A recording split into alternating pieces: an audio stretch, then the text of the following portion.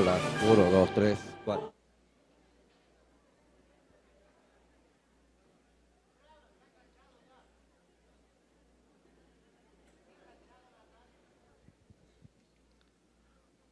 Hola, 1, 2.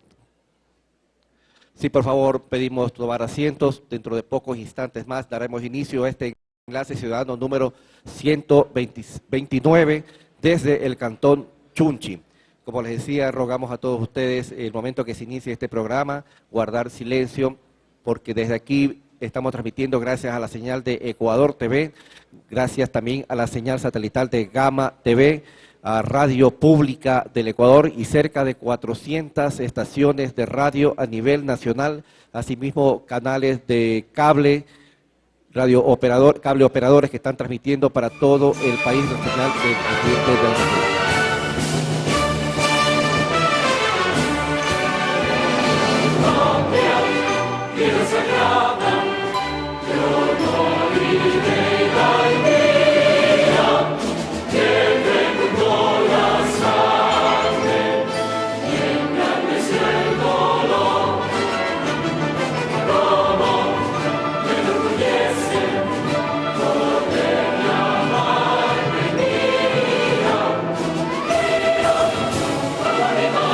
Nos ponemos de pie, por favor.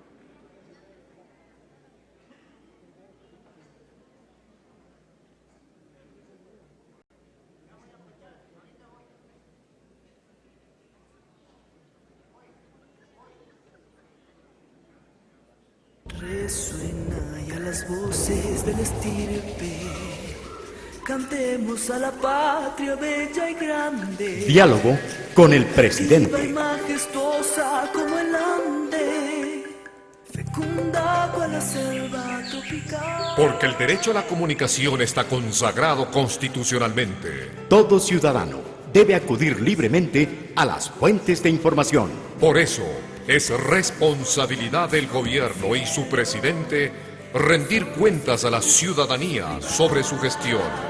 Levantemos con fe la bandera, divisa de honor, que es la sangre de nuestra frontera, Ecuador.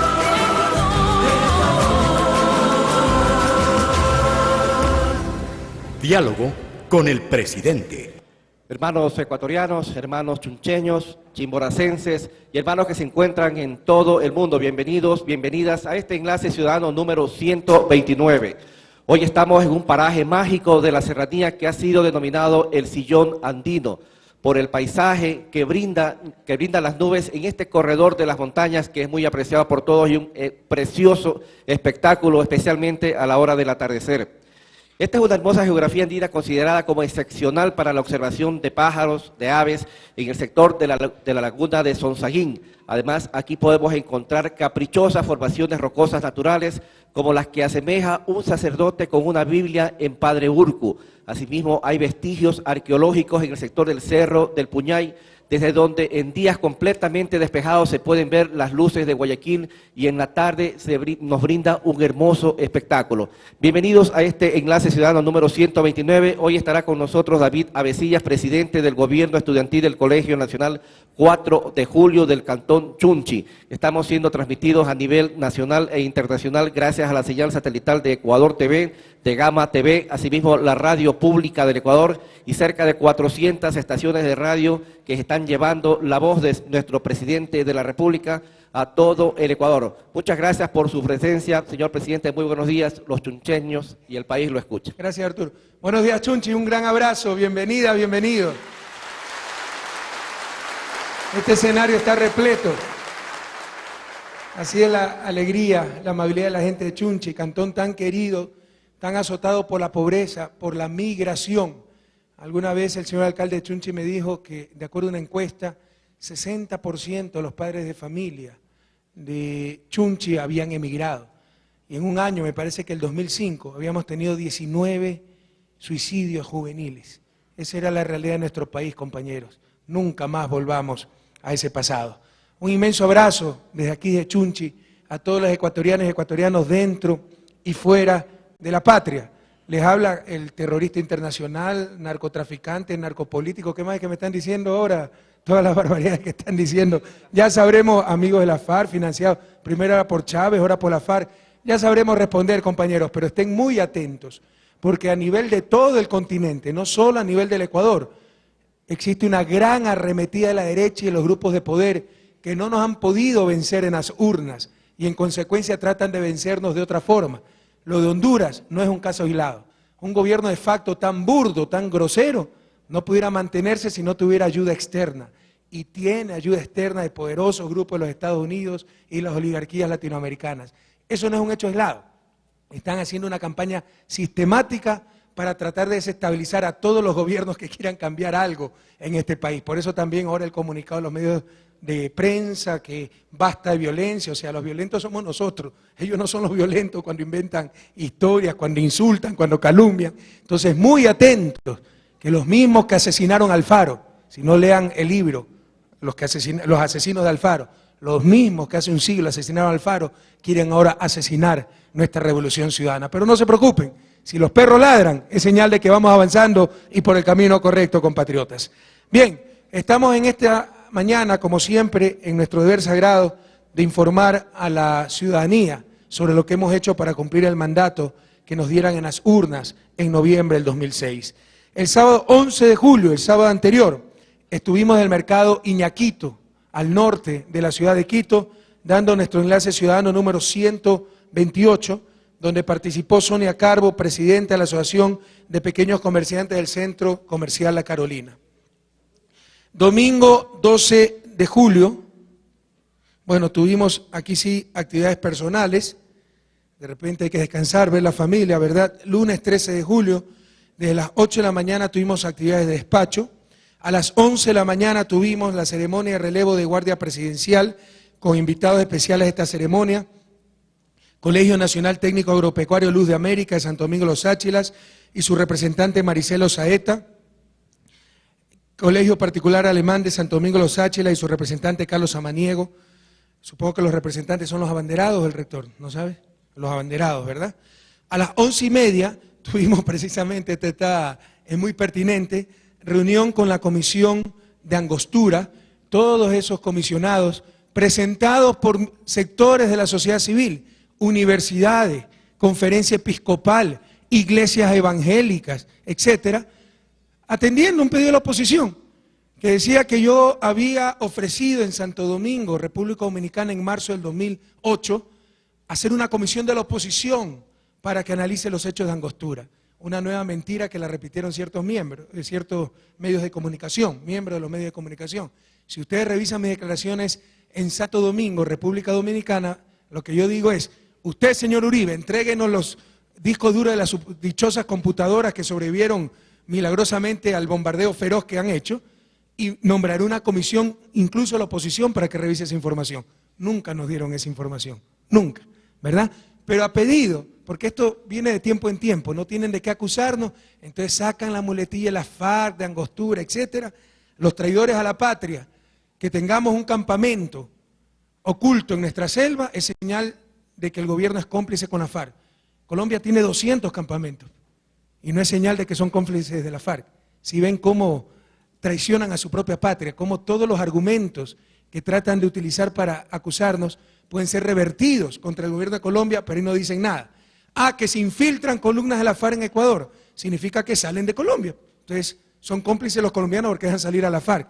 Ah, que hay un jefe de la FARC en Ecuador. Bueno, hay 500 jefes de la FARC en Colombia. ¿Y de hace cuántos años? ¿Y quién no lo sabe? Pero no dicen aquí estamos, vengan a capturarnos, ¿verdad? Entonces, en buena hora se formó esta comisión para que investigue todos los hechos de la FARC y que investiguen la tontería que acaban de sacar el día de ayer, insisto, en esta campaña, no solo a nivel de Colombia, cuidado, es a nivel regional, donde están tratando, hay una arremetida de la derecha y todos sus instrumentos y todas sus armas, entre ellos los medios de comunicación, para desestabilizar a los gobiernos progresistas de la región. No nos pueden ganar en las urnas, tratan de ganarnos con la mentira, con la calumnia, etcétera. Que esta comisión investigue también, si nosotros hemos recibido 20 centavos de la FARC, ¿a quién se la ha dado? ¿Cuándo se la ha pedido? ¿Dónde? Que investigue. Por si acaso, en los supuestos computadores, ahí también dice que se le dio $20.000 a conocidos periodistas del Ecuador. Pregúntenle si es verdad. Entonces hay todo un montaje para hacer daño a la imagen del país y a la imagen del gobierno, y lastimosamente ecuatorianos traidores a su propia patria, los que salieron huyendo al primer intento, que son vergüenza del ejército ecuatoriano, se prestan a estas cantinfladas, ¿no?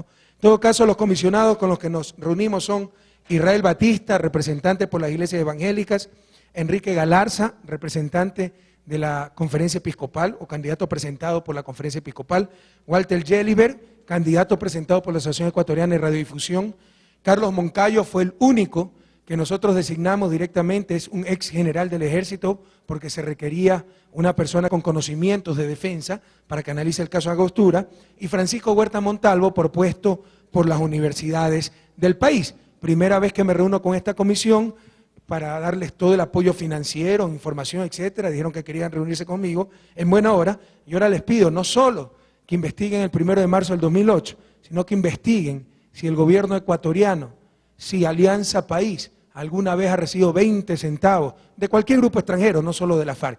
Acuérdense lo que dijeron en campaña, que Chávez nos financiaba, después el narcotráfico, ahora la FARC, ya no saben qué decir, compañeros. Ya depende de ustedes a quién le crean, a los mismos de siempre o a la gente que se juega la vida por sacar adelante el país. En buena hora que esté esta comisión, para que investigue todo lo que tiene que investigar y de una vez por todas le diga la verdad al país, si es que nosotros conocíamos que había ese campamento en Angostura, si es que alguna vez hemos tenido algún contacto con la FARC, en lo personal yo ni siquiera conozco a alguien de la FARC, si es que alguna vez el gobierno ecuatoriano o el candidato Rafael Correa ha recibido 20 centavos de la FARC o de quien sea fuera del país, que investiguen todo eso. En buena hora que esté conformada esta comisión, y reiteramos todo el apoyo para esta comisión, financiero, logístico, disponibilidad de tiempo, entrevistas, lo que deseen. A la 1 de la tarde tuvimos una reunión para revisar la agenda internacional de Bolivia. Ustedes saben que esta semana viajé a Bolivia y se requiere siempre preparar esos viajes. A las 4 de la tarde tuvimos reunión con ministros, coordinadores y secretarios técnicos, como tenemos cada 15 días. Esto es lo que se llama el gabinete estratégico. No nos reunimos con todo el gabinete ministerial, sino con los 7 ministros coordinadores. Recuerden que hemos dividido el Poder Ejecutivo en 7 sectores, con 7 secretarios técnicos. Es un modelo que está dando muy buenos resultados. Algunos no lo entienden, ¿no? Es el deseo de tirar lodo con ventilador y lo que dicen es más burocracia, más ministros. Estos 7 ministros coordinadores son ministros sin cartera, no tienen presupuesto. No es que construyen carreteras, no es que dan crédito, no. Tan solo coordinan, hacen control de gestión y se encargan del seguimiento de proyectos multisectoriales. Y ha dado un gran resultado, porque antes había mucha duplicidad en la función pública. Agricultura quería hacer forestación, ambiente quería hacer forestación, se peleaban entre ellos y nadie hacía nada. Con los ministros coordinadores, todo eso se organiza, se coordina y mejora muchísimo la eficiencia y la eficacia en la administración pública. Eso es toda la tarde la reunión con ministros coordinadores. Sin embargo, a las 6 de la tarde tuvimos la posesión del nuevo ministro de Electricidad y del secretario general de Inteligencia, el nuevo ministro de Electricidad, Esteban Albornoz, querido compañero cuencano, que ya estaba a cargo de las eléctricas del país. Él es PhD en electricidad, eso es el máximo grado académico en una rama científica, doctor PhD. Reemplaza pues a otro querido amigo, Alexei Mosquera, que ya en realidad pues aportó muchísimo para el país. Él fue el que creó el Ministerio de Electricidad y Energías Renovables. Antes era el Ministerio, ¿cómo se llamaba?, de Energía y Minas, tremendamente mal concebido, de Energía y Minas. Ahora tenemos un Ministerio de Minas y Petróleo, que en verdad lo vamos a llamar Ministerio de Recursos No Renovables, y tenemos el Ministerio de Electricidad y Energías Renovables. De ese ministerio, desde el inicio se hizo cargo Alexei, ha hecho una gran labor, pero bueno, es momento de tomar la posta y sabemos que Esteban lo va a hacer extraordinariamente bien.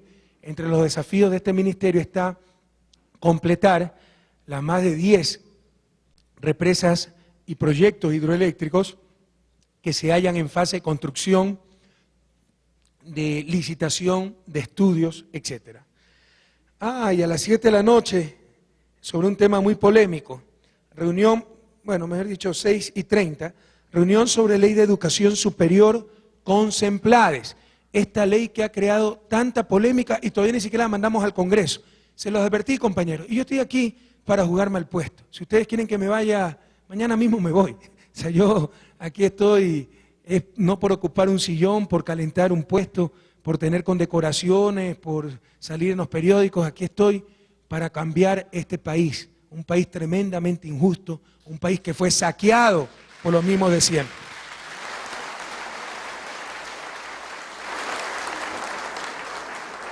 ¿Okay? Y esta ley de educación superior, ¿ya?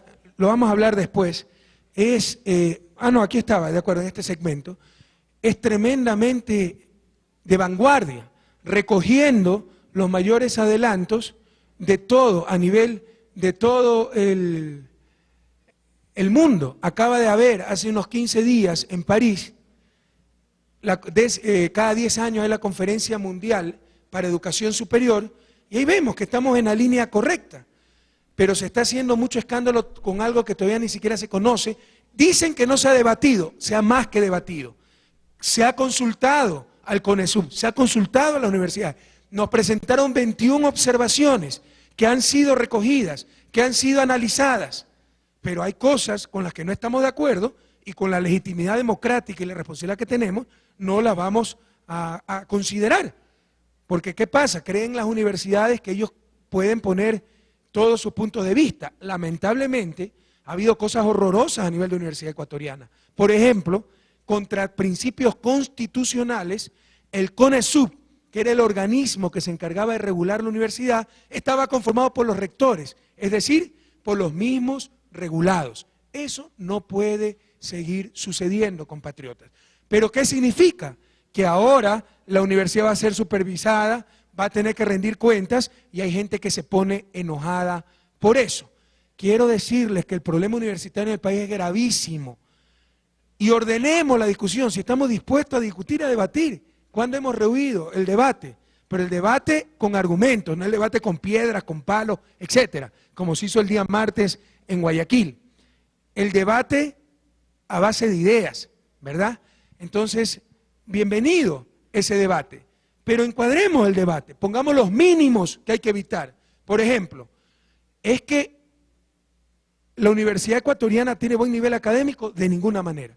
Debemos tener de las universidades de peor nivel académico de Sudamérica. En consecuencia, la ley debe propender a elevar el nivel académico. ¿Y cómo se hace eso? Se hace exigiendo mayor calificación para profesores, exigiendo mayor calificación para los rectores. Pero como habría rectores que no califican para el cargo, ya se están oponiendo, ¿verdad? Entonces, muy atentos a eso. Segundo punto, primero, la necesidad de elevar el nivel académico. Segundo punto, la articulación al Plan Nacional de Desarrollo. Pero por el amor de Dios, la universidad nos cuesta más de 400 millones de dólares anuales. ¿Y saben cuántas carreras existen en Ecuador? Pregrado y posgrado, cerca de 10.000 carreras. 10.000 carreras. Muchas de ellas que no sirven en absoluto para el desarrollo del país y que no se las cierra porque hay bastantes profesores que después votan a favor del rector, etcétera. Les pregunto yo, ¿es posible seguir subsidiando 400 millones de dólares anuales? Más de lo que gastamos en el bono de desarrollo humano. 400 millones de dólares anuales, me parece que es, bueno, gran parte del presupuesto en salud de este país. Para graduar desempleados, porque ya las carreras están saturadas, el mercado está saturado de profesionales de esa carrera, o para graduar profesionales de carreras que no necesita el país y luego van a buscar trabajo fuera del país y estamos exportando cerebros. ¿Eso tiene lógica? Entonces, segundo punto importante, la universidad debe estar articulada a las necesidades de desarrollo del país. Eso ya lo dice la Constitución, pero ya están manipulando las cosas y dicen, eso es atentar contra la autonomía universitaria. Póngame por favor el cuadro en la televisión. Quiero decirles que aquí hay una confusión grave. Jamás vamos a presentar una ley que atente contra la autonomía universitaria. Pero una cosa es la autonomía de la universidad, otra cosa es la autonomía del sistema. La educación superior es responsabilidad de todos, entre ellos el gobierno. Una universidad tendrá total autonomía para elegir sus representantes, elegir sus autoridades, para elegir sus profesores, habrá libertad de cátedra. Esa es la autonomía universitaria. Pero autonomía universitaria quiere decir que los ecuatorianos demos 400 millones de dólares para que sigan abriendo, por ejemplo, facultades de jurisprudencia, cuando ya tenemos cerca de 40 facultades de jurisprudencia en el país, 60.000 abogados en un país de 13 millones de habitantes. Por favor, eso no es autonomía, eso es irresponsabilidad. Entonces se están confundiendo las cosas. Para graficarles el ejemplo, yo sé que me he referido ya a esto, pero es un tema sumamente importante. ¿Quién puede dudar que las Cortes de Justicia deben ser autónomas? ¿Quién puede dudar de eso? ¿Quién puede justificar que un juez tenga que recibir órdenes del presidente para declarar culpable o inocente a alguien? Eso es inadmisible. El juez es autónomo para, de acuerdo a sus principios, de acuerdo a sus conocimientos, de acuerdo a las pruebas presentadas, declarar inocente o culpable a alguien. Pero perdónenme, la justicia y el sistema de justicia, eso es responsabilidad de todos, entre ellas del gobierno. Directamente estamos a cargo del sistema de rehabilitación social, que es parte del sistema de justicia, de la fuerza pública, que es parte del sistema de justicia. Como presidente y como ciudadano, yo sí puedo reclamarle al presidente de la Corte que tiene que despachar los juicios más rápido, que tiene que ser más ágil y transparente la justicia. Como presidente de la República yo sí puedo decirle al presidente de la Corte, señor, necesitamos más juzgados penales, aquí tiene el presupuesto. Tienen que rendir cuentas por la plata que se le dio en tal cosa. Y eso no es atentar contra la autonomía de los jueces, sino velar para que la justicia funcione. ¿Sí estamos claros? De una cosa es la autonomía de una corte, de un juez, otra cosa es la autonomía de la justicia. Eso no puede ser autónomo, eso nos concierne a todos. Exactamente lo mismo a nivel de universidades. Las universidades van a seguir siendo autónomas, pero el sistema de educación superior no puede pues ser autónomo. Aquí todos debemos responsabilizarnos, debe estar articulado al Plan Nacional de Desarrollo, debemos preocuparnos porque sea de excelente calidad, debemos preocuparnos porque rindan cuentas de los centenas de millones de dólares que se les da anualmente. Eso es lo que busca la ley. Entonces, encaucemos el debate. Primero, requerimos una mejora sustancial en el nivel académico de nuestra universidad. Universidad sin excelencia académica no es universidad. Y el nivel académico de nuestra universidad, con las excepciones de siempre, es terrible. Ya les voy a dar algunas muestras, ¿no? Porque aquí no se trata de tirar piedra, tirar palos, quién grita más. Estamos, sobre todo en esto, se espera un debate académico. Y tenemos que presentar argumentos, ideas, datos, estadísticas, pruebas, no gritos, insultos, vísceras, etcétera. Primero, se requiere elevar el nivel académico. Segundo, se requiere que articulen con el Plan Nacional de Desarrollo. Autonomía universitaria no quiere decir que son de otro planeta. Tienen que estar en función de las necesidades de desarrollo del país. Tercero, deben rendir cuenta a las universidades. Estamos invirtiendo en universidades más de 400 millones de dólares anuales. 400 millones tremendamente importantes para el desarrollo nacional. Y vaya vean cuánto ganaban algunos rectores. Y vaya vean en qué se gastaba la plata. Y no rendían cuentas a nadie. Entonces, en base a esos tres principios, bueno, discutamos si la ley es pertinente o no. pero no en base al principio de que a mí nadie se me carga, conmigo nadie se mete, queremos el cambio, pero el cambio de los otros. Nosotros no cambiamos nada. La Universidad Ecuatoriana no solo requiere un cambio, requiere una revolución. Pruebas al canto, compañeros, por favor, pónganme los siguientes. Primero quiero decirles, como ya les había manifestado, que esa ley se enmarca dentro de la orientación más de vanguardia, más moderna de la educación superior, ratificada en el encuentro que hubo, la Conferencia Mundial de Educación Superior, que hubo a principios de este mes, reciencito, en París, ¿verdad?, organizada por la UNESCO. La nueva dinámica de la educación superior e investigación para el desarrollo y el cambio social. Se entiende la educación superior como un bien público, es decir, un bien que nos concierne a todos. Cuando tenemos una mala universidad, no solo son los graduados, pues, los que se perjudican. Un mal médico perjudica a toda la sociedad, un mal ingeniero perjudica a todos. Entonces, se considera la universidad como un bien público, y como todo bien público, eso nos dice la teoría económica, en un principio de base, tendrá entonces que intervenir el Estado para garantizar la calidad en la provisión de ese bien público. Entonces esto nos da toda la razón, ¿verdad? Universidad como un bien público, no como un bien de solo los universitarios, solo los rectores, donde nadie tiene que meterse. No. La educación superior es un bien público y nos concierne a todos. La universidad tal, la A, B, C, X y Z, serán autónomas, pero el bien que están proveyendo a la sociedad es un bien público y nos concierne a todos garantizar su excelencia, pertinencia, etc. Y esa educación superior también es un imperativo estratégico para todos los niveles de educación y como base para la investigación, innovación y creatividad. La educación superior debe ser materia de responsabilidad y apoyo económico de todos los gobiernos. Materia de responsabilidad y apoyo económico de todos los gobiernos. Lo dijeron más de 100 representantes de los diferentes países del mundo en la última conferencia sobre educación superior en París.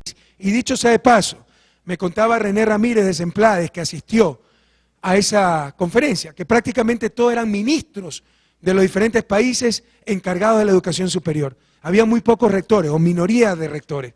Aquí se nos ha querido convencer que el gobierno tiene que meterse en la educación superior y todo lo tienen que manejar los propios rectores, incluso autorregularse, lo cual era prohibido ya desde la Constitución anterior y es prohibido por esta Constitución.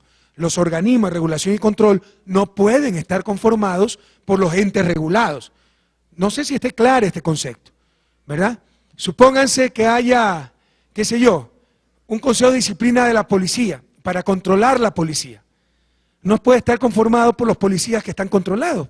Es un absurdo, ¿sí o no?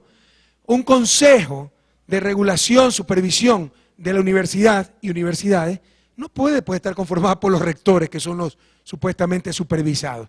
Pero eso es lo que se hacía y hace con el CONESUB. Eso es lo que cambia la nueva ley y es una de las mayores resistencias que tienen ciertos rectores y que manipulan a sus estudiantes con mala información, etcétera, porque ya ahora van a tener real supervisión por parte de la sociedad. Como se enfatiza en la Declaración Universal de Derechos Humanos, la educación superior debe ser accesible de manera igualitaria a todos en base al mérito. Cuidado, en base al mérito. No es que cualquiera puede ir a universidad, pero por supuesto, alguien que tiene los méritos para ir a universidad, independientemente de su condición socioeconómica, el Estado debe garantizar que siga a la universidad. Esto ya está también consagrado en la nueva Constitución de la República. Esto se acaba de hacer hace menos de un mes en París, por parte de todos los países, o la gran mayoría de países del mundo, que hablaron de educación superior. Y la ley que estamos presentando se enmarca perfectamente en estas ideas, en estas visiones de educación superior, no en visiones arcaicas, donde se ha querido manejar la educación superior como patrimonio de ciertos rectores, profesores universitarios y que nadie más se meta. No, la educación superior es un bien público, todos debemos estar pendientes de esa educación superior, empezando por el gobierno nacional. Sigamos. Aquí, para que vean la falacia de algunos argumentos. Yo por Constitución, mañana mismo puedo crear la Secretaría de Educación Superior. Se está metiendo contra la autonomía de las universidades. Eso es tan absurdo como decir que el Ministerio de Gobierno, encargado de coordinar con el Legislativo, se está metiendo en autonomía del Poder Legislativo. O como decir que el ministro de Justicia se está metiendo con la autonomía de la Corte Nacional o del sistema de justicia. Son absurdos. Les insisto, una corte es autónoma, el Congreso es autónomo, pero a todos nos conciernen las leyes que hace el Congreso y debemos preocuparnos por eso. A todos nos concierne un sistema de justicia que marche adecuada, transparentemente, y por eso se necesitan estos órganos del Poder Ejecutivo para coordinar. Vamos a hacer el Ministerio de Trabajo y Seguridad Social. El IES seguirá siendo autónomo, pero la seguridad social es responsabilidad de todos, ¿sí o no? Entonces ese ministerio buscará universalizar la seguridad social, apoyando la labor del IES. El IES seguirá siendo autónomo, pero la seguridad social es algo que nos concierne a todos. Entonces, una de las barbaridades que se está diciendo, le insisto, yo mañana por ley, por constitución, tengo todo el derecho de crear la Secretaría de Educación Superior. Pero ¿qué están diciendo ya los rectores y el CONESUB? Se está atentando con este organismo contra la autonomía universitaria. ¡Qué barbaridad! Lo que queremos es que haya desde el Ejecutivo una institución que permanentemente se preocupe de vigilar cómo marcha la educación superior ecuatoriana, hacer políticas de educación superior, políticas de largo plazo, son fundamentales. Pero ¿saben qué? Ecuador es de los pocos países, si no el único de América del Sur, que no tiene esa institucionalidad. Miren, Argentina tiene la Secretaría de Políticas Universitarias, Brasil, Secretaría de Educación Superior, Chile, División de Educación Superior del Ministerio de Educación, Colombia, Viceministerio de Educación Superior, España, Secretaría de Estado de Universidades e Investigación, México, Secretaría de Educación Pública, Subsecretaría de Educación Superior, Venezuela, Ministerio de Educación Superior. Es que a alguien en estos países se le ha ocurrido que el gobierno está interfiriendo en la autonomía universitaria porque tiene estas instituciones para velar por la educación superior. Sí me están siguiendo, ¿no? Fíjense la falacia, fíjense las mentiras que se manejan.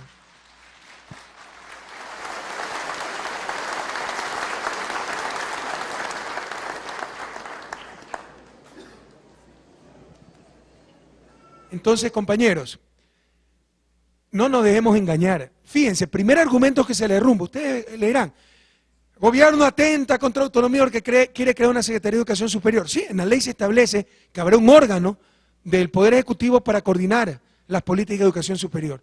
Y eso nos da perfectamente atribuciones a la Constitución de la República. ¿Y a quién se le puede ocurrir que eso es atentar contra la autonomía universitaria? Sino todos estos países. Pero vean, pónganme en pantalla, toditos estos países estarían atentando contra la autonomía universitaria. ¿Y a quién se le ha ocurrido eso? Dicho sea de paso, como les voy a demostrar, Argentina, Brasil, Chile, México, son de los países que tienen el mejor sistema universitario en América Latina, que es de los peores del mundo, pero dentro de lo mal que estamos a nivel mundial, estos países son los que están menos mal a nivel regional, ¿verdad? Y a nadie en esos países se le ha ocurrido decir que se está atentando contra la autonomía universitaria. Una falacia más que se derrumba. No se olviden, porque seguirán repitiendo esta falacia. Sigamos. Aquí está el ranking de universidades. Y aquí yo sí creo en la globalización, compañeros. Yo soy un gran crítico de la globalización, entendida como un gran mercado global donde no hay ciudadanos sino consumidores, competencia, sálvese quien pueda, movilidad de capitales, mercancías y seres humanos. De esa globalización soy enemigo. Pero para compararnos a nivel de excelencia, sobre todo en cuanto a universidades, donde los modelos casi son igualitos, en Estados Unidos, en Rusia, en Europa, y de hace 800 años, bueno, con los avances tecnológicos, etcétera, pero la universidad sigue siendo en esencia la misma, ¿verdad? Núcleo de conocimiento, discusión, etcétera. Ahí sí creo en la globalización, ahí sí tenemos que compararnos a nivel mundial, y veamos cómo estamos a nivel mundial, para que no se hable bla, hablemos con datos, con estadística, con argumentos, como lo exige la academia. Cuando los universitarios salen a tirar palos y piedras reclamando por la autonomía universitaria, nos están dando la razón, que se necesita urgentemente un cambio en la universidad, porque así no se debate en academia, compañeros. En academia se debate con ideas, con argumentos, con estadística. Y veamos, aquí está el ranking de las universidades, normalmente la lideran las universidades, esto es solo para América, ¿no? Normalmente la lideran las universidades norteamericanas, Harvard, Stanford. Por si acaso, Stanford es del sistema público californiano, también Berkeley. Sistema California, que es público, es del mejor del mundo, de los mejores del mundo, si no el mejor del mundo. MIT, Massachusetts Institute of Technology, California Tech, Columbia, todas estas son norteamericanas. La primera universidad, ¿ya?, latinoamericana es la Universidad de Sao Paulo. Aquí me han puesto dos rankings, Sandrita. ¿Cuál es el ranking? ¿59 o 77? ¿Perdona? Pero no entiendo. Aquí dice 59-77 Universidad de Sao Paulo. Todas las universidades del ranking 59 al 77 están como que en el mismo ranking. Ah, están Entonces, empates. Exacto, entonces lo Ya. que hicieron es ordenarlas alfabéticamente. Ok, Sao Paulo está empatada con otras casi 20 universidades desde el puesto 59-77. La primera universidad latinoamericana a nivel regional está en el puesto 59. A nivel mundial está en el puesto 101. Latinoamericana, imagínense. La primera universidad latinoamericana que aparece en el ranking no está ni en las 100 primeras. De ahí sigue la Universidad de Buenos Aires, empate entre el 78 y 99, y a nivel mundial está entre el 152 y 200. Y la Universidad Autónoma de México, que está empate entre el 78 y el 99, estamos hablando de empate con unas 21 universidades, y a nivel mundial está entre 152 y 200. Fíjense cómo ya tenemos un problema con la Universidad Latinoamericana, pero vamos a ver la Universidad Ecuatoriana. Yo conozco de esto, soy profesor universitario, sin temor a equivocarme, les puedo decir que es de más bajo nivel en Sudamérica.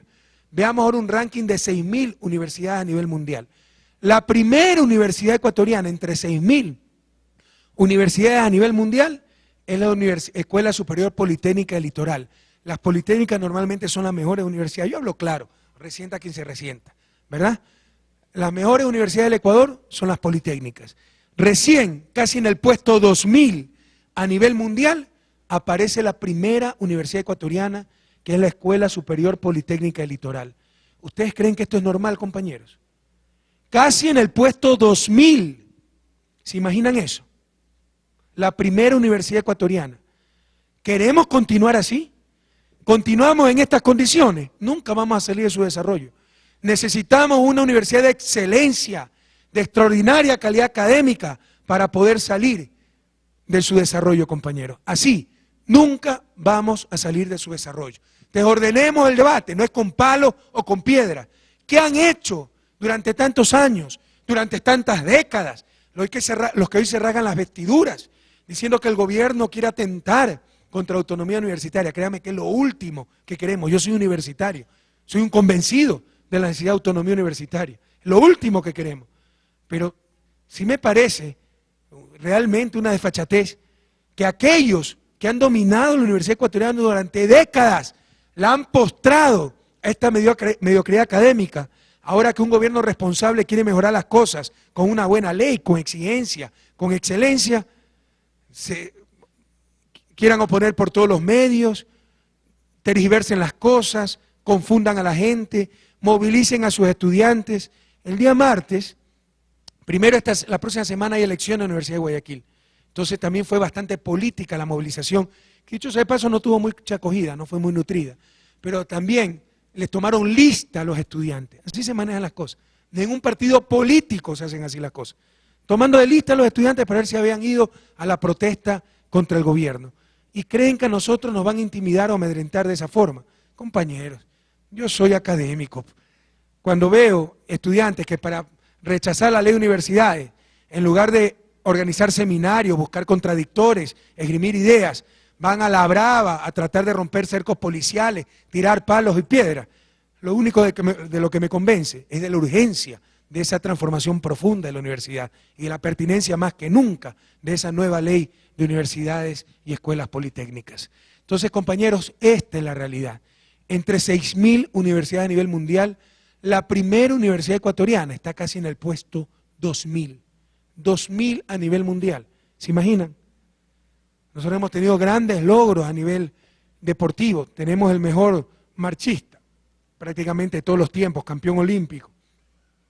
Hemos tenido grandes pintores, grandes escritores, como el recientemente fallecido Jorge Enrique Adún. Hemos tenido grandes colegios. A nivel de colegios hay colegios que tienen ranking a nivel mundial, muy bien situado ese ranking.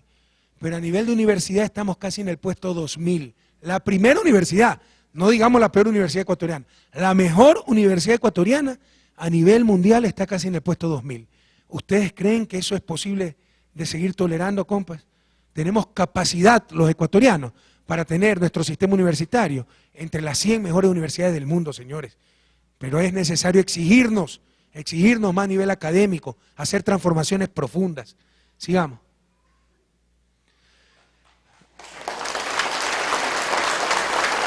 ¿Dónde están los problemas verdaderos? Que hay rectores que se han acostumbrado a ser dueños del sistema universitario y sus universidades. Si una de las cosas a las que más se resisten los rectores es la alternabilidad. El presidente de la República debe tener alternabilidad, solo una reelección inmediata. Siempre se habla de la alternabilidad democrática, pero sepan ustedes que hay rectores que han estado hasta 20 años en su cargo, en universidades particulares y hasta 18 años en universidades públicas. Solo 6 rectores, póngame esto en pantalla, suman 108 años en funciones. Entonces, este es el problema, que se les acabó la fiesta, pues. Se les acabó ser gerentes propietarios de sus universidades. Discutamos esto. Señores estudiantes, no se den manipular, confíen en el presidente que es un académico, confíen en su gobierno. De nada le va a servir esos títulos si no mejoran la calidad académica, van a ser estafados. De nada servirán los títulos si tenemos decenas de miles de profesionales en la misma carrera en los mercados y el sistema y el espacio para laboral ya está saturado. Confíen en su gobierno. Necesitamos excelencia académica, planificación, rendición de cuentas. ¿Y dónde está el problema? ¿Por qué no se hablan de estas cosas? De rectores que no han sido rectores de sus universidades, han sido gerentes propietarios, rectores vitalicios. Y si quieren ser eso, pongan una empresa, pero universidad es algo totalmente distinto, señores. La universidad es un templo del saber. Universidad significa universalidad y no puede ser propiedad de nadie. Lo dice la Constitución. Las universidades, por ejemplo, no pueden tener fin de lucro, ¿verdad? Se necesita alternabilidad, democratizar realmente la universidad, que no solo pasa por tener elecciones, pasa por tener alternabilidad. Aquí están los verdaderos problemas. Yo lo que les quiero decir, compatriotas, es que esto para mí es una de las leyes fundamentales. Es otra de las grandes luchas que tenemos que dar. En un momento donde el gobierno está asediado por el caso lamentable de mi hermano, que estamos tomando todas las medidas para tratar de corregirlo, en el que no he tenido nada que ver, aunque una prensa corrupta quiera involucrarme, quiere decir que yo conocía todo, etcétera. Ahora con esto de la FARC, el asedio permanente que tenemos en los medios de comunicación, ya la lucha que tenemos con ciertos maestros que no quisieron evaluarse, tenemos muchos frentes abiertos. Yo sé, o sea, si yo fuera un mediocre, un cobarde, callaría esto, lo archivaría y diría no hagamos olas y acabo mis 4 años tranquilito. No, señores, ese no es mi estilo. Si yo me tengo que ir mañana a mi casa por cumplir con mi deber, me voy y con la conciencia tranquila. Yo en lo personal no perderé mucho. Creo que el país perderá su última oportunidad de hacer un cambio en paz. Los que se oponen a los cambios pacíficos en este país no es que están garantizando el status quo, no, están provocando cambios violentos. Por si acaso eso lo dijo John F. Kennedy, presidente de los Estados Unidos a inicios de los 60. Los que se oponen a los cambios pacíficos no es que están garantizando una sociedad tan injusta como la latinoamericana, eso es imposible sostener. Nuestros pueblos están despertando. Lo que están garantizando son cambios violentos. Señores, a mí me eligieron para hacer la revolución ciudadana en forma pacífica. La vamos a hacer, ese cambio radical, profundo y rápido. Y en esto estoy dispuesto a jugarme lo que sea necesario.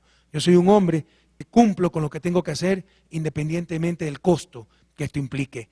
Para mí, la reforma, la transformación profunda de la revolución de la Universidad Ecuatoriana es una condición fundamental para el desarrollo del país, para el verdadero cambio del país. Así que por esta ley, así salgan a las calles manipulados ciertos estudiantes, así tengamos que pelear en varios frentes, por esta ley nos vamos a jugar todo nuestro capital político, compañeros. No claudicaremos en esto, no daremos un solo paso atrás en esto, lo cual no significa no escuchar opiniones, etcétera. Por supuesto que es perfectible la ley. Lo que no vamos a hacer es someternos al poder, a los intereses de cierta gente que estuvo acostumbrada a hacer lo que le daba la gana en la Universidad Ecuatoriana. Bien, martes 14 de julio a las 8, martes 14 de julio a las 8 de la mañana, traslado aéreo hacia Guayaquil. Recuerden que todos los martes vamos a Guayaquil. a las 9:30, tuvimos reunión de trabajo para presentar el plan del Instituto Ecuatoriano de Propiedad Intelectual. Este instituto es tremendamente importante. Hemos tenido que trabajar en tantos frentes que no le pude dar la importancia necesaria antes, pero ya estamos involucrados en el trabajo con el Instituto Ecuatoriano de Propiedad Intelectual. ¿Por qué es tan importante este instituto? Señores, de este instituto, por ejemplo, depende la existencia de genéricos. Si nosotros fuéramos los gobiernos corruptos de antes, diríamos solo medicina de marca, no genéricos, para proteger los intereses de las grandes transnacionales. Solo agroquímicos de marca, no genéricos, y encarecemos los agroquímicos para los agricultores. De todo esto se ocupa el Instituto de Propiedad Intelectual. También de proteger los conocimientos ancestrales, nuestra biogenética. También de proteger los derechos de autor. Pero aquí necesitamos cambios en la mentalidad. Nuestros países se han regido por los derechos de propiedad neoliberales y básicamente de la tradición anglosajona. Por ejemplo, en Estados Unidos ustedes no patentan inventos. No es que inventaron algo y lo patentan, no. Patentan descubrimientos. ¿Qué significa eso? Algo ya puede ser inventado. Descubrí que era bueno para eso y lo patento para ese uso. Y nadie más puede utilizarlo en eso sin mi permiso y sin pagarme. No sé si esté claro. Por ejemplo, de repente, suponiendo la quinoa, o mejor dicho, más que quinoa, la quinina. Nuestros pueblos ancestrales sabían muy bien que servía para combatir la fiebre amarilla, etcétera, ¿verdad? Ya está inventada la quinina, la inventó Taita Diosito, ¿no?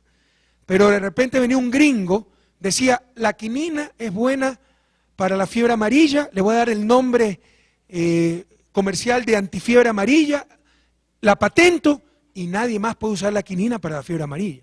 Ustedes sí saben eso, ¿no? Entonces, esas barbaridades es lo que nos querían imponer con los tratados de libre comercio, por ejemplo. Y todavía no lo quieren imponer, por medio de diferentes instituciones, organismos, del tratado que estamos negociando con la Unión Europea, etcétera. Jamás vamos a permitir eso, ¿no? Pero para decirle los peligros de estos tratados de libre comercio y de los derechos de propiedad intelectual interpretados como los derechos de propiedad neoliberales y de la tradición anglosajona. Entonces, la propiedad intelectual es tremendamente importante. ¿Cuál es nuestra visión? Que si algo está inventado, si algo está descubierto, mientras más personas lo utilicen, mejor. Por ejemplo, una medicina. Sobre todo estamos hablando en cuestiones de derechos humanos, salud.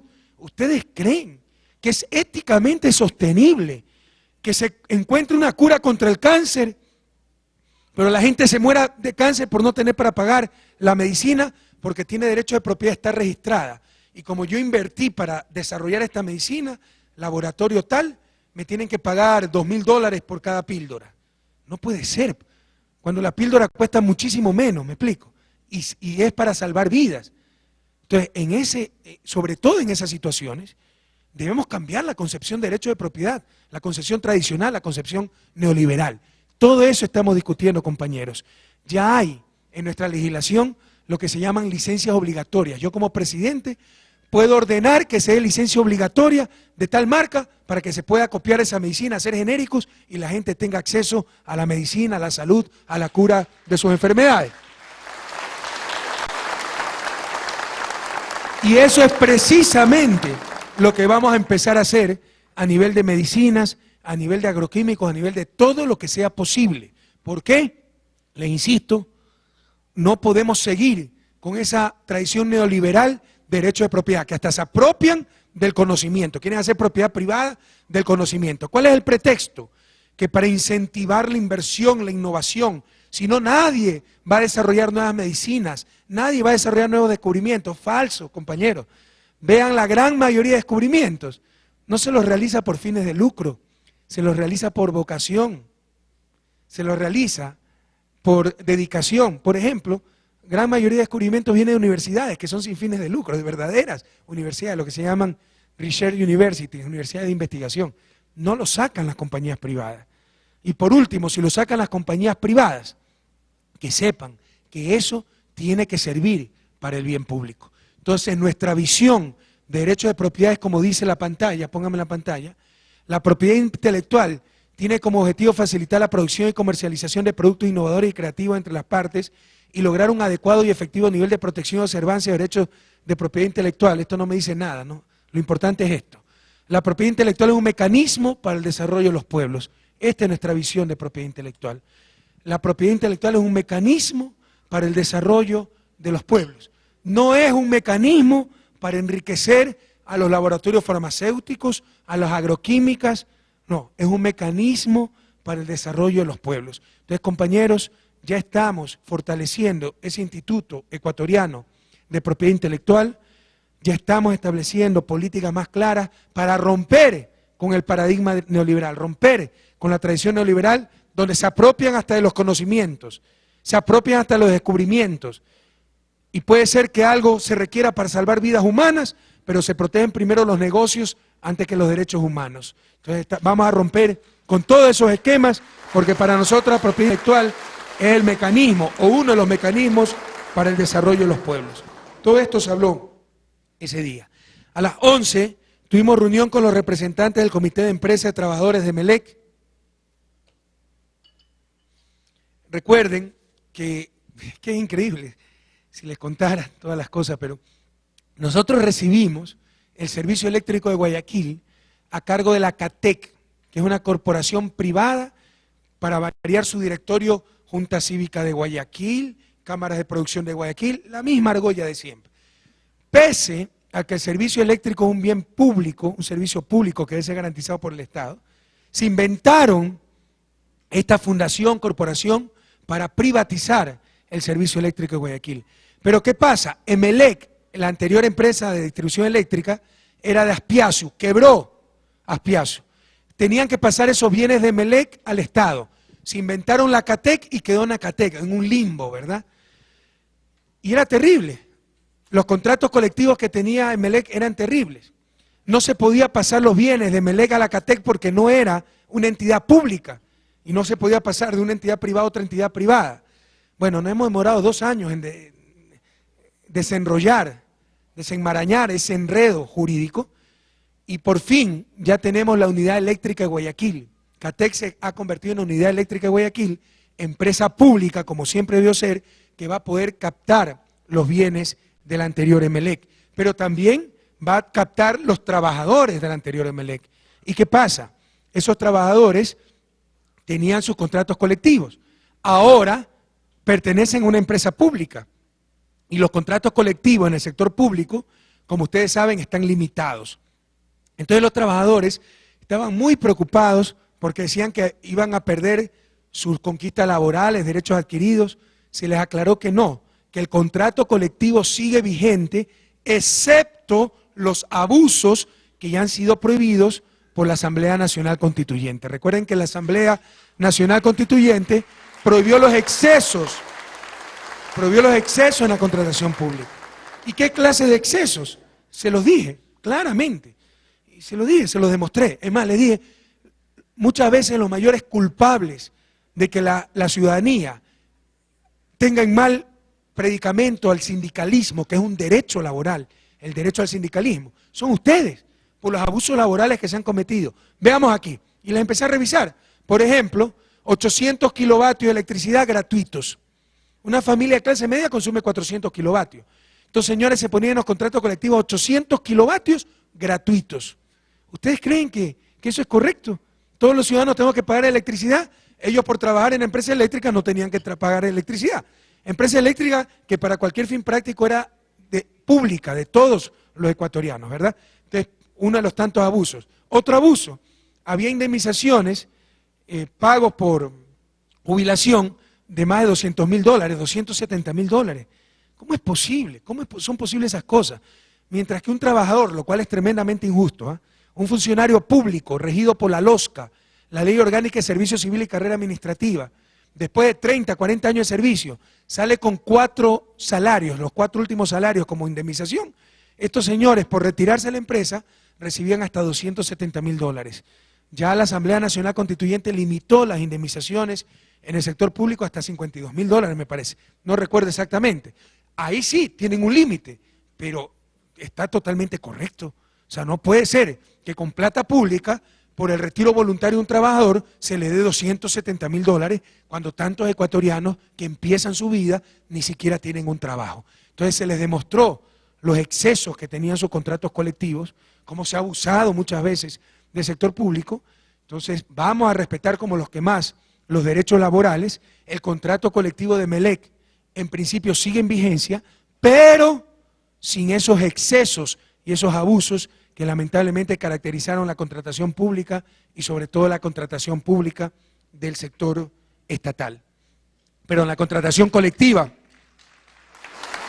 sin esos excesos que caracterizaban la contratación colectiva, sobre todo del sector público, ¿no? También se dieron excesos en el sector privado, pero eso es el problema de los privados. Pero el sector público somos todos, no podemos saquear la plata de los ecuatorianos de la forma que se hizo en ciertos contratos colectivos, como Petroecuador, donde por renuncia, retiro voluntario, se tenía que pagar al trabajador más de $600.000 en algunos casos. Eso era una barbaridad. Bien, todo eso se habló muy claro, ¿no? Y se lo ratifico, compañeros de Melec. El contrato colectivo sigue vigente, pero sin los excesos que tenía, porque ahora ya todos ustedes pertenecen a una entidad pública, la Unidad Eléctrica de Guayaquil, y en consecuencia los contratos colectivos del sector público están limitados de acuerdo al mandato 8, me parece que es el mandato 8 de la Asamblea Nacional Constituyente. A las 11:30 tuvimos reunión sobre la situación de los aeropuertos, básicamente el aeropuerto de Manta. Ahí ya nos estamos preparando. Ustedes saben que ya el día de ayer fue el último vuelo de la FOL, la Fuerza de Tarea de los norteamericanos, porque de acuerdo a nuestra nueva constitución, en nuestro país no pueden compatriotas haber bases extranjeras, ¿verdad? Que se vayan nomás a otro lado si los quieren recibir. Pero ¿qué pasa? Ese aeropuerto tiene costos de operación, ¿ok? Que alcanzan aproximadamente 154.000, casi $155.000 mensuales. Se los puede rentabilizar, esto puede ser autofinanciado, pero en un inicio habrá que desembolsar directamente del gobierno central. Hay que comprar motobombas, ¿no?, de incendios, porque todo eso lo proveía la FOL. Estamos en capacidad de hacerlo, entonces ya estamos tomando todas las medidas para que el aeropuerto siga con todas las seguridades, para que no baje en grado, en calificación, y empezar ya, como habíamos dicho, a Manabí, al Ecuador, a buscar ese socio estratégico, ya lo hemos estado buscando, para convertir el aeropuerto de Manta en un aeropuerto internacional, en lo que se llama un hub, ¿verdad? Un aeropuerto de enganche. En estos momentos, los vuelos de toda la cuenca asiática del Pacífico van a Santiago de Chile, al sur del continente, a San Francisco, y de ahí viajan a Buenos Aires, a Brasilia, cuando lo lógico sería llegar a la mitad de América, que es Ecuador, y de ahí coger el enganche, ¿verdad? Las conexiones. Entonces, estamos buscando ese socio estratégico. Está interesada Singapore Airlines, que es una de las más grandes del mundo. La idea también es que ese socio estratégico, además de invertir, además de operar, utilice ese aeropuerto como base. Con una de estas grandes aerolíneas ya se rentabiliza el aeropuerto. Entonces, hemos avanzado conversaciones, pero todavía no hemos podido concretar nada, pero seguimos trabajando en este sentido. En todo caso, el próximo martes estaré en Ciudad Alfaro todo el día en Manabí, trabajando pues sobre el aeropuerto, puerto de Manta, vía Manta-Manaos, la propia Ciudad Alfaro, todo el trabajo que se está haciendo de patrimonio arqueológico, en el cerro de, se me fue el nombre, el cerro donde están las ruinas, cerca del Cerro Montecristi, ya voy a recordar. Bien, entonces vamos a hacer cómo van las carreteras, básicamente vamos a traer un día en Manabí para ver cómo va la acción del gobierno en esa provincia tan querida. Es con ese el cerro, ya me voy a acordar. Bien, a las 2:30, pues en Guayaquil, una muy grata visita, me fueron a dar su saludo y ofrecer el campeonato de la primera etapa, pues el glorioso y sin par Emelec, ¿verdad? Ahí estuvo, sí, perdón, Jaboncillo. Este año se pasó y del pueblo ecuatoriano es el cuadro sensación, sin estrellas ni vedetes, siempre luchando con fe, así gana los partidos el equipo de Melec, Ordeñana, Mina y Romanelli. Oye, pero esa canción ¿de qué época es? Gato. No se pongan bravos, pero quedamos campeones de la primera etapa. A ver, siempre reconozco que es lo único que no estoy con la grande mayoría. En todo caso, ya nos acordamos el nombre, con ese era por el sí, Jaboncillo, Cerro de Jaboncillo. Hay unas ruinas con un gran potencial, algunos dicen que pueden ser ruinas más importantes que el propio Machu Picchu. Entonces eso estaba utilizado como cantera, se estaba deteriorando totalmente, ya lo tomó a cargo el Ministerio de Patrimonio Natural y Cultural.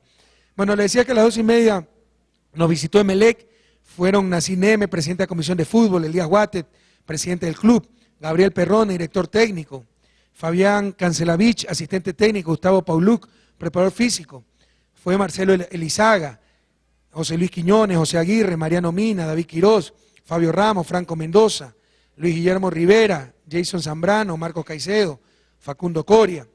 Bueno, y pasamos un rato muy agradable conversando porque, a ver, ya, a un pequeño paréntesis deportivo, ¿no? Pero la campaña de Emelec fue extraordinaria. Acuérdense que hasta la 5ª fecha estábamos últimos, ¿se acuerdan? De los 12 primeros puntos perdimos 11, solo ganamos 1, el empate con Barcelona en el Capol. Perdimos contra la Capirita en el Capol, al inicio del campeonato. Perdimos contra Técnico Universitario en Ambato. Perdimos contra Nacional en Quito. Empatamos contra Barcelona en el Capol. Hasta la 5ª fecha estábamos últimos con 1 punto. Y de ahí quedar campeones. Realmente es una extraordinaria campaña. Felicitaciones a todos los directivos de Emelec, al profesor Perrone, a los jugadores que son los que en la cancha logran los puntos y hacen los goles. Ya toda esa hinchada azul, ¿no? Que es una hinchada muy fiel, la hinchada más fiel del país.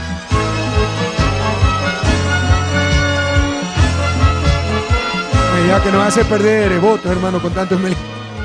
Recuerda que hay más barcelonistas. Bueno, a la 1:30 fuimos a una actividad tremendamente agradable. Y ustedes ven la calidad humana de los jugadores de Emelec, porque les di acompáñenme y enseguida me acompañaron muchos de ellos.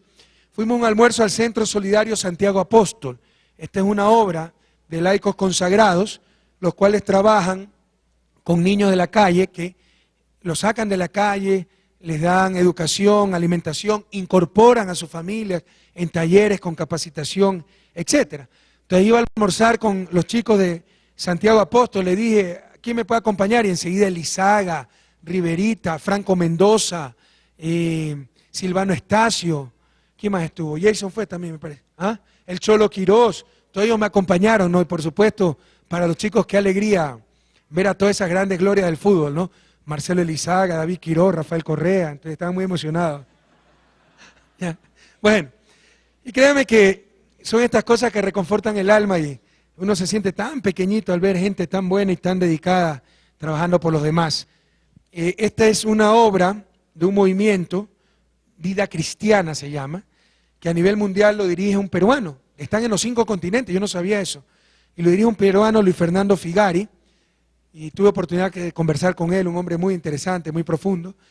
Y esta obra, el Centro Solidario Santiago Apóstol, aquí en Ecuador, en Guayaquil, la dirige Carlos Muñoz, presidente de la Fundación Acción Solidaria. Quiero decirles creo con injusto orgullo tal vez, que Carlos fue mi alumno y fue un alumno siempre, desde chico fue extraordinariamente bueno. Ahora él es un laico consagrado, significa que sin ser religioso, sin ser curita, sin ser sacerdote, bueno, hace ciertos votos, ¿no? Y consagra su vida al servicio de los demás. Bueno, pasamos realmente momentos muy agradables, ahí nos mostraron todas las instalaciones, nos llenaron de regalos, después almorzamos con los chicos, comimos riquísimo encocado de pescado, ¿no? Ahí se ve que las cosas se hacen con cariño, con amor. Cuando se hacen las cosas con cariño, con amor, así se tenga pocos recursos, se hacen extraordinariamente bien. Por ejemplo, la comida, muy sencilla, pero estuvo muy rica, ¿no? Entonces, un abrazo solidario a todos los miembros de esta gran obra, a Carlos sobre todo, a los chicos, a las personas tan bondadosas que ayudan en esta obra tan importante. Les insisto, para mí, en verdad me reconforta ver gente tan buena, ¿no? Y uno se siente tan pequeñito y uno dice, caramba, uno cree que hace mucho, ¿no? Y cuando está al lado de ellos, pareciera que no hemos hecho nada aún.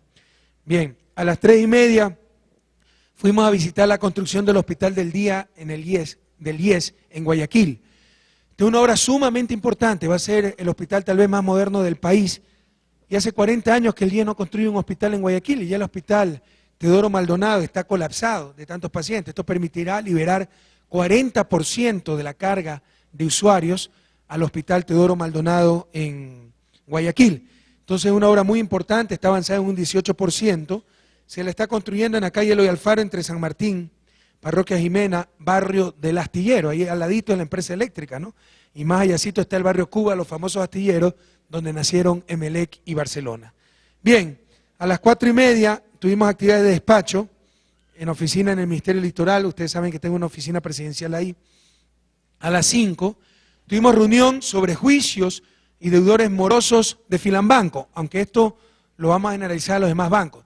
10 años después de la crisis bancaria, Filambanco no ha cobrado casi nada y tiene cerca de 200 millones de dólares en juicios. Juicios donde están involucrados pelucones insignes, ¿verdad? Que se creían intocables, y es verdad que han sido intocables. Con nuestro gobierno todavía han sido intocables, porque no se han movido los juicios. Esto está a cargo de la superintendencia de bancos, las liquidadoras de los bancos dependen de la superintendencia, que es autónoma, pero nuevamente, por autónomos que sean, como ecuatoriano y más aún como presidente, sí les puedo decir, señores, ¿cómo es posible que después de 10 años no cobren la plata? ¿Cómo es posible que no se muevan los juicios? Entonces, ya se apretaron tuercas, se ha hablado con el presidente del Consejo de Judicatura, el doctor Arosemena, con el presidente de la Corte del Guayas, el señor Primo Díaz, doctor Primo Díaz, con los jueces, no para pedirle, denos la razón, quítenlo, señor, apuren los juicios. Y se ha hecho un equipo de abogados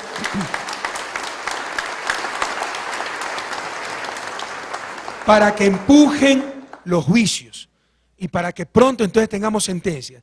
Si es sentencia a favor, tendrán que pagar cerca de 200 millones de dólares. Y verán que cuando ocurra esto y cuando no puedan pagar, se los declare insolvente y salgan ese poco de pelucones en el periódico, dirán, ahí está Correa, dividiendo a los ecuatorianos, echando cortinas de humo para que se olviden de todos los escándalos del gobierno. Ahí está entonces, como siempre, la politiquería. Va a tratar de darle la vuelta a las cosas, ¿no? Pero estos son juicios que se llevan desde hace años de deudores a Filambanco. En consecuencia, deudores a los ecuatorianos, porque Filambanco de hace 8 años está en manos del Estado ecuatoriano, es decir, de todos los ecuatorianos. Pero esto es parte de la impunidad que se ha vivido en el país. Pelucones que han estado acostumbrados siempre a burlarse del país, a no pagar sus deudas. Hay algunos que deben 8 o 10 millones de dólares, no se imaginan los nombres que hay ahí, ¿verdad? Y han estado acostumbrados a comprar jueces, a comprar liquidadores para que no muevan los juicios. Esto se acabó, vamos a mover esos juicios, ojalá pronto tengamos sentencia, tendrán que pagar y si no pagan serán declarados insolventes y publicados sus nombres en los periódicos, como pasa con cualquier ecuatoriano que no paga una deuda. Pero aquí la justicia en nuestro gobierno ya es de todos, compañeros. La justicia es para todos, no solo para los de poncho, para los de cuello blanco también. Pero verán que dirán que estamos echando cortinas de humo, dividiendo a los ecuatorianos, persecución política, venganza, las mismas tonterías de siempre, cuando se quiere eludir responsabilidades. 6 de la tarde continuamos con actividad de despacho, 6:30 tuvimos audiencia con asambleístas y a las 7:30 regresamos vía aérea a Quito. Miércoles 15 de julio, cuarto entrevista en Radiovisión con don Diego Oquendo. A ver, ¿cuál es mi visión de Diego Oquendo? Bueno, yo creo que como le sucede a gran parte de los periodistas de nuestro país, sobre todo esos que tienen algo de trascendencia, se consideran referentes morales, superiores, éticos y morales al resto de ciudadanos, ¿no? Considero que no es una persona tonta, tampoco muy iluminada, pero como muchos de los periodistas se cree con capacidad y solvencia para hablar de la cuestión política, de relaciones internacionales, de por qué explotó el Challenger, de por qué le va mal a Barcelona, de por qué quedó campeón Emelec, cuál es la selección ideal para el técnico Bisuete, etcétera. No son todólogos. Y creo que tiene una falsa modestia, que en verdad es doble soberbia, ¿no? Eso en cuanto a las críticas que veo. Eso lo ha llevado a cometer grandes errores, ¿no? Cosas que yo creo que riñen con la ética. Antes de las elecciones del 26 de abril, la posición de Diego Oquendo fue terrible. Primero, para el referéndum del año 2008, para el referéndum aprobatorio de la Constitución, dijo que le iba a votar nulo. Es que él tiene derecho como ecuatoriano a dar su opinión. Sí, pero cuando eres un ecuatoriano al que te escuchan decenas de miles de ecuatorianos porque eres radiodifusor, resulta que estás influenciando sobre el resto.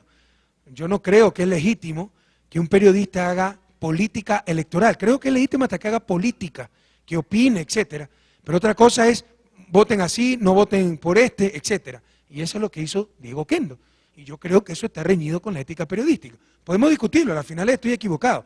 Pero yo creo que si se quiere decir voten nulo, me tengo que lanzar de candidato y ser político, no ser periodista, no disfrazarme de periodista, ¿verdad?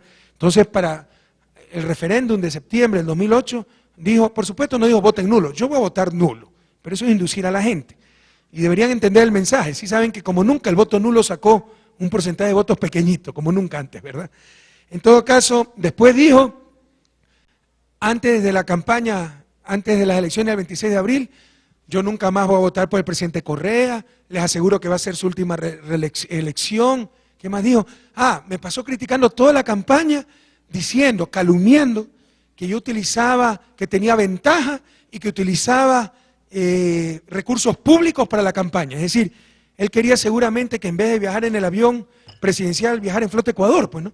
Pregúntenle ustedes a Lula da Silva si en su reelección no viajaba en el avión presidencial, a Bush, a Álvaro Uribe, etcétera. O sea, uno sigue siendo jefe de Estado y necesita cierta seguridad, pero es absolutamente falso que hemos utilizado recursos públicos para campaña electoral, pero él lo dijo y lo repitió varias veces y engañó a la gente. Dio a entender que íbamos a ganar, como efectivamente ganamos, por ser gobierno. Les pregunto yo, ¿cuándo un gobierno ha triunfado en una elección? Peor después de 2 años de ejercicio, y peor teniendo toda la prensa en contra. ¿Cuándo ha triunfado? Si eso fuera cierto, si estar en el poder fuera una ventaja, los gobiernos siempre hubieran ganado las elecciones legislativas que había a mitad de periodo, ¿verdad? Y en verdad perdían todas. Por eso se eliminó de la Constitución esas elecciones de medio periodo, porque hacían fracasar totalmente al gobierno, creaban una inestabilidad terrible, porque perdía totalmente la mayoría en el Congreso. ¿O es que ya nos olvidamos de aquello? Pero como por fin hay un gobierno con credibilidad, un gobierno popular, ahora sí estar en el gobierno es una ventaja. Antes era una desventaja. Antes, acuérdense, ningún candidato quería identificarse con el gobierno, ¿verdad? Porque eran gobiernos impopulares. Antes era una desventaja. Ahora, como somos gobiernos populares, nos quieren hacer creer que es una ventaja. En realidad yo pienso que es una desventaja ser candidato a estar en el gobierno. Acuérdense las últimas elecciones, todos contra Correa, ¿verdad? Los 7 candidatos contra Correa, todos los medios de comunicación contra Correa, tratando de crear escándalos por todos lados, que narcopolítica, que robar celulares ya no es delito, que la inseguridad. ¿Se acuerdan o no se acuerdan? Nada de eso hubiéramos tenido que aguantar si no estábamos en el poder. No solo eso, hubiera podido hacer campaña mucho más a mi gusto, que es recorrer los barrios, campaña puerta a puerta, que como presidente es mucho más difícil de hacer. Pero Diego Oquendo repitió a diestra y siniestra que íbamos a ganar, porque ya sabía que íbamos a ganar, por utilizar recursos públicos, que los demás estaban en desventaja, y porque es una ventaja estar en el gobierno. Antes era una desventaja estar en el gobierno. La ventaja es ser un gobierno popular y con la credibilidad del pueblo ecuatoriano, compañero. Dicho esto, donde yo creo que don Diego Oquendo estuvo totalmente equivocado, ¿por qué fui a Radiovisión? Primero, porque creemos en la libertad de expresión. Creemos que se ha equivocado, ha tenido excesos, ha tenido cosas reñidas con la ética, pero creemos en la libertad de expresión. Segundo, porque aparte de lo que he dicho, creo que es un hombre honrado, creo que es un hombre bueno, buena fe.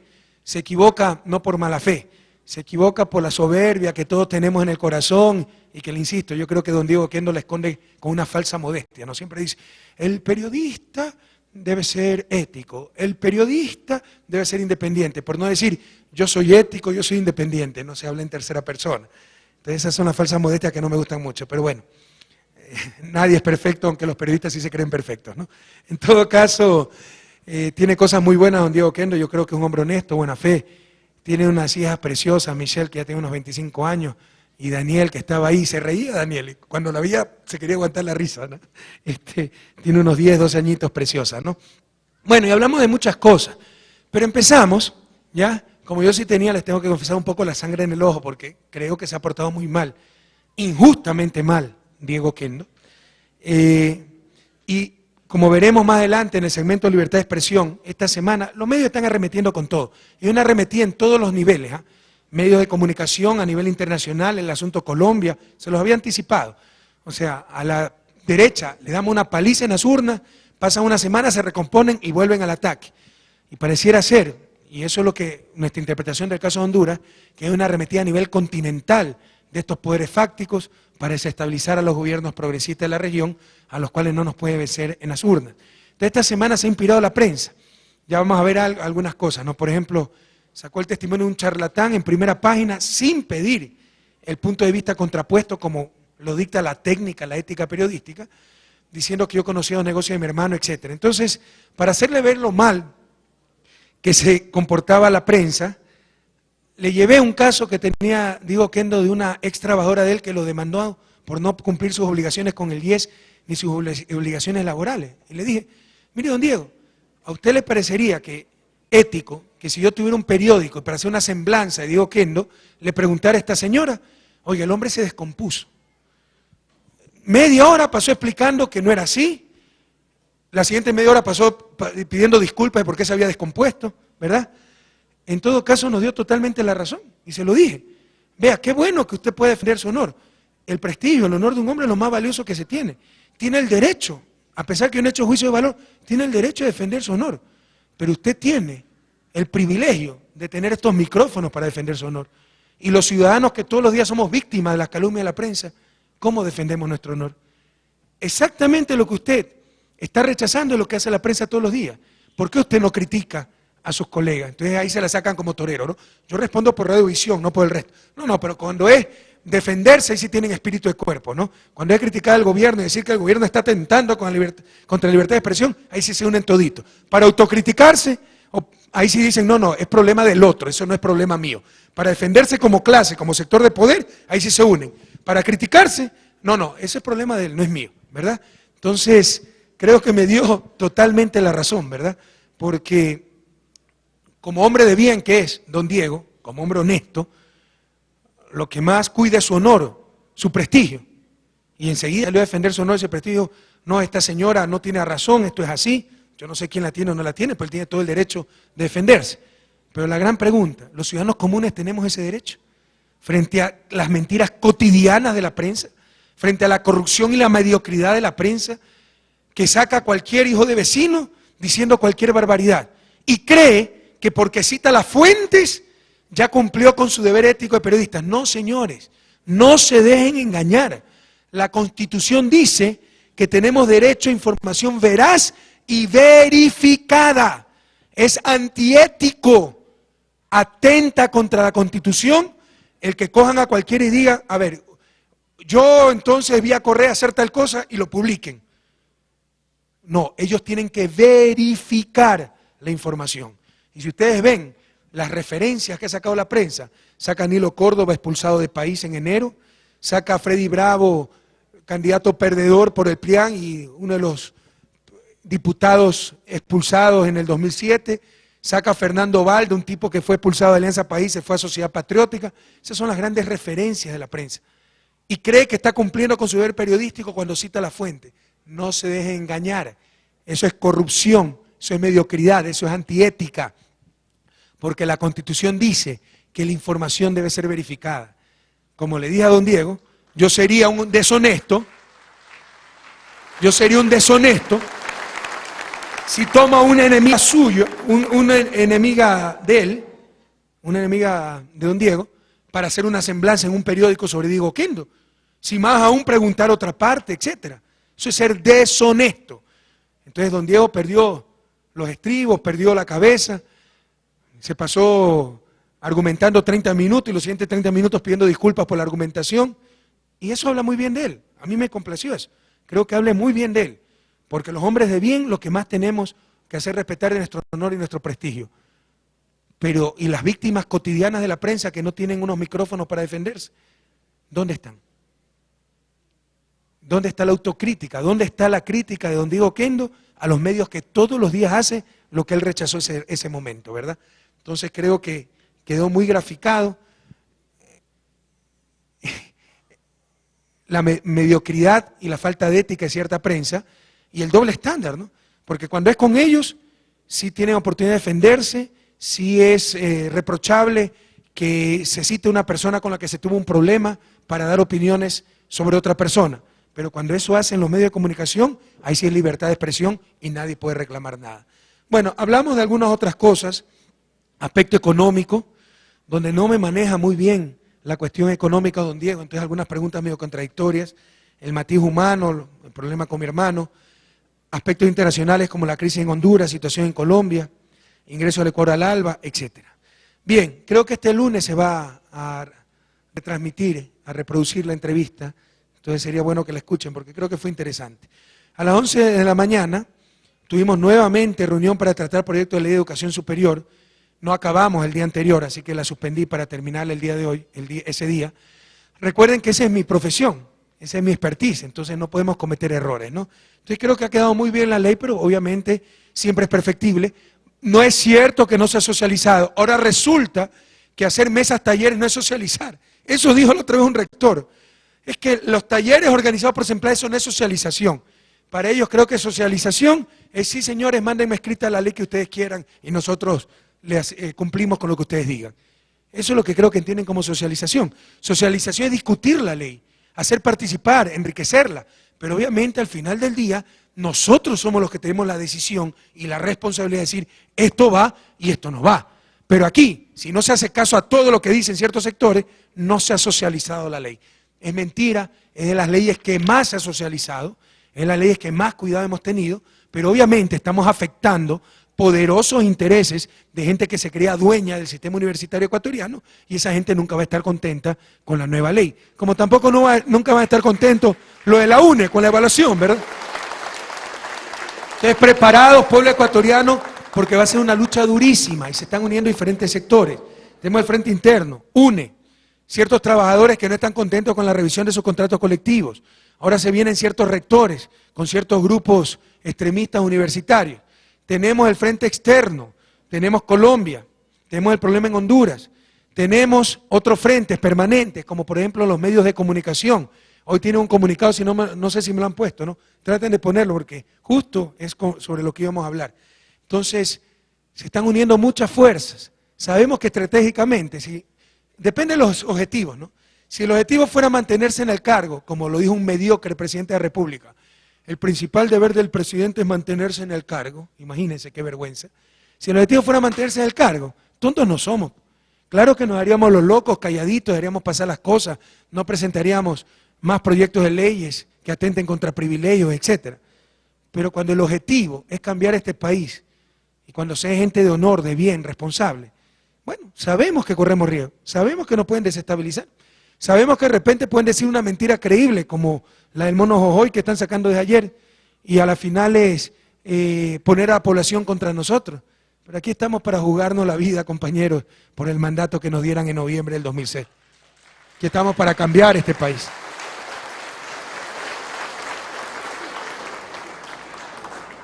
Dos y cuarto, ceremonia de suscripción y depósito del instrumento de ratificación del Tratado Constitutivo de UNASUR.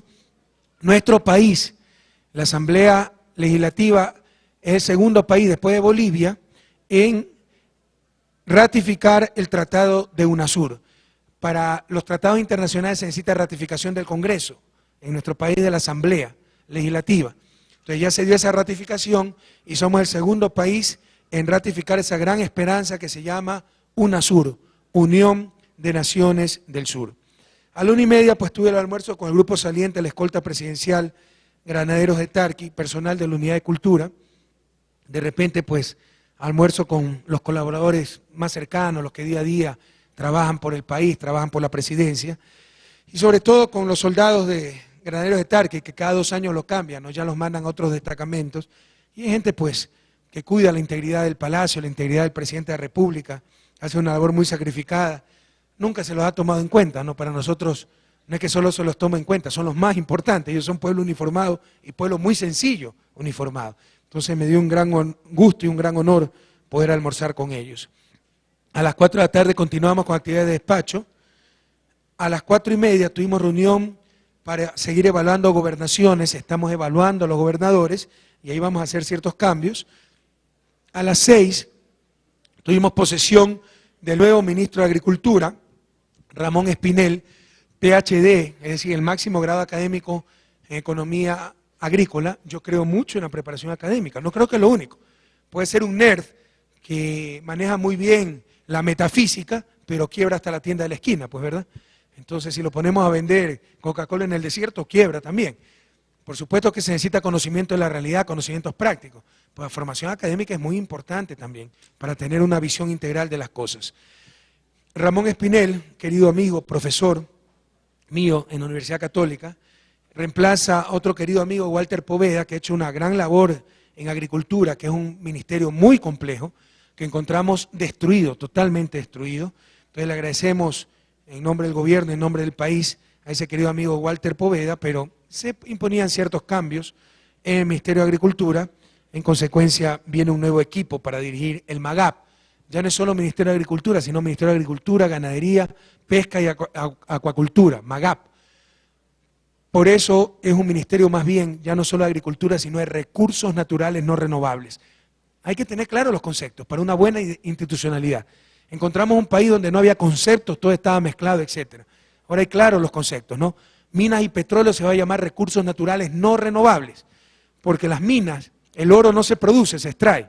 El petróleo no se produce, se extrae. El gas no se produce, se extrae. Por eso tampoco es solo de minas y petróleo, sino minas, petróleo, gas, recursos no renovables. Y el MAGAP va a ser un ministerio de recursos naturales renovables, agricultura, ganadería, acuacultura, pesca. Bien, a las 7:30 tuvimos traslado aéreo hacia Bolivia, donde íbamos a participar de la conmemoración por los 200 años del primer intento de independencia allá en La Paz, ¿verdad? Empezó el movimiento revolucionario en Sucre. Efectivamente, ya en Bolivia, donde llegamos a eso a las 12 de la noche, al aeropuerto del Alto, esos 4.000 metros de altura, hacía un frío. Bueno, jueves 16 de julio a las 7:30, tuvimos desayuno con Evo Morales, con Hugo Chávez, con Fernando Lugo, presidentes de Venezuela y Paraguay respectivamente, con el vicepresidente de Cuba, con el canciller Celso Amorín de Brasil, con la canciller Patricia Rodas de Honduras. También participó David Choquehuanca, canciller de Bolivia, y Álvaro García, vicepresidente de Bolivia.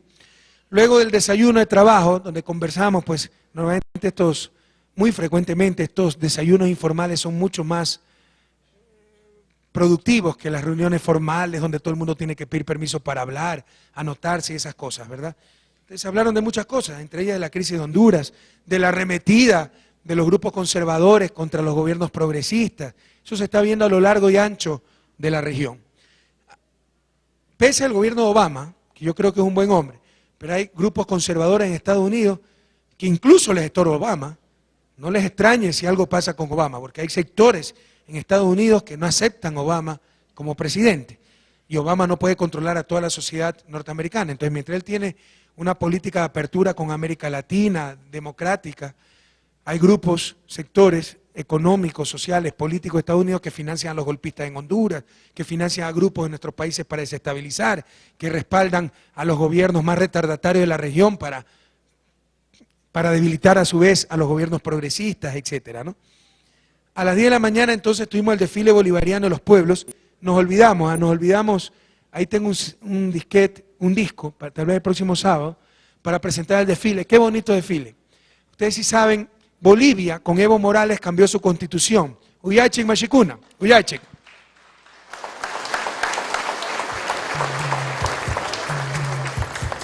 Y ahora se llama Estado Plurinacional de Bolivia. Nosotros también somos plurinacionales, pero no hemos cambiado el nombre de la república, somos República del Ecuador. Bolivia es Estado Plurinacional de Bolivia. Y Bolivia tiene muchos más indígenas que Ecuador, tiene 60% al menos de la población de indígenas. Pero qué belleza. Antes de la parada militar desfilaron decenas de nacionalidades indígenas bolivianas, pueblos ancestrales, con sus vestimentas típicas, perfectamente organizados. Pero ustedes hubieran visto el orgullo con que marchaba esa gente. Por primera vez, dueños empoderados de lo que siempre les perteneció, su tierra, su patria, de la cual antes eran invisibilizados, oprimidos, segregados, ¿verdad? Marchando al son de las bandas militares, los militares que antes los reprimían.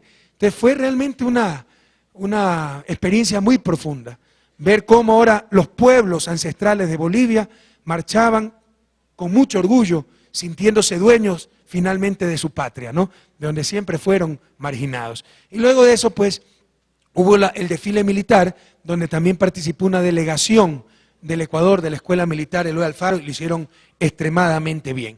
Hacía un frío, hacía 5 grados centígrados en La Paz durante el desfile, al menos un momento del desfile. El desfile duró hasta las 2:30, de ahí fuimos al Hotel Libertador, al Salón Libertador del Hotel Radisson de La Paz, para el almuerzo de gala presidencial, un almuerzo con unas 300 personas, con la Orquesta Sinfónica Boliviana, un almuerzo muy agradable donde también los presidentes pudimos dirigirnos durante pequeños minutos.